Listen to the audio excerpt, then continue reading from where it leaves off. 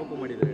ಕುಟುಂಬ ರಾಜಕಾರಣ ಆಯಿತು, ಮಗ ಆಯಿತು, ಸೊಸೆ ಆಯಿತು, ಈಗ ಅಳಿಯನನ್ನು ಕರ್ಕೊಂಡು ಬಂದಿದ್ದಾರೆ. ಯಾಕೆ ರಾಮನಗರದವ್ರು ಯಾರು ಇರಲಿಲ್ಲ ಅನ್ನೋದು ಆರೋಪ ಮಾಡಿರುವಂಥದ್ದು. ಇವತ್ತು ಕುಟುಂಬ ರಾಜಕಾರಣ ಅನ್ನೋದು ನಮ್ಮ ರಾಜ್ಯದಲ್ಲಿ, ನಮ್ಮ ದೇಶದಲ್ಲಿ ಅಪ್ರಸ್ತುತ.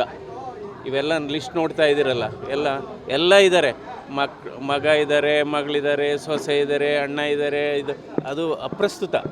ಇವತ್ತು ಅದು ರಿಲೆವೆಂಟೇ ಅಲ್ಲ ಇವತ್ತು. ಚುನಾವಣೆ ಆಮೇಲೆ ಪಾರದರ್ಶಕವಾಗಿ ನಡೀತಾ ಇಲ್ಲ, ಪ್ಯಾರಾಮಿಲಿಟರಿಗಳು ಬೇಕು ಈ ಕಾನ್ಸ್ಟಿಟ್ಯೂನ್ಸಿಗೆ ಅಂತ ಹೇಳುವಂಥದ್ದು.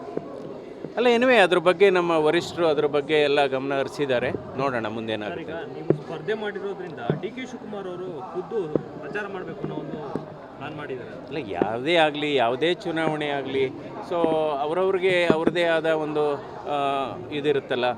ಸೊ ಯಾವುದೇ ಅಭ್ಯರ್ಥಿ ಯಾವುದೇ ಪಕ್ಷದಿಂದ ಸ್ಪರ್ಧೆ ಮಾಡಿದರೂ ಕೂಡ ಸೊ ನಾವು ಗೆಲ್ಲಬೇಕು ಅನ್ನೋ ದೃಷ್ಟಿನಲ್ಲೇ ಮಾಡ್ತಾರೆ.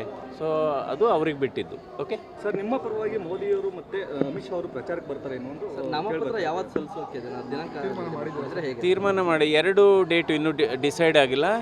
ಅದು ಹೇಳ್ತೇನೆ. ಓಕೆ, ಯಾರಾದರೂ ದೊಡ್ಡ ಪ್ರಚಾರಕ್ಕೆ ಸ್ವತಃ ಬರ್ತಾರೆ ಅಂತ ಹೇಳಿ ಬರ್ಬೋದು, ಬರೋ ಸಾಧ್ಯತೆ ಇದೆ.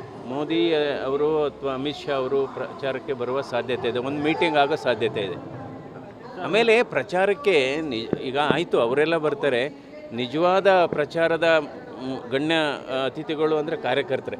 ಓಕೆ.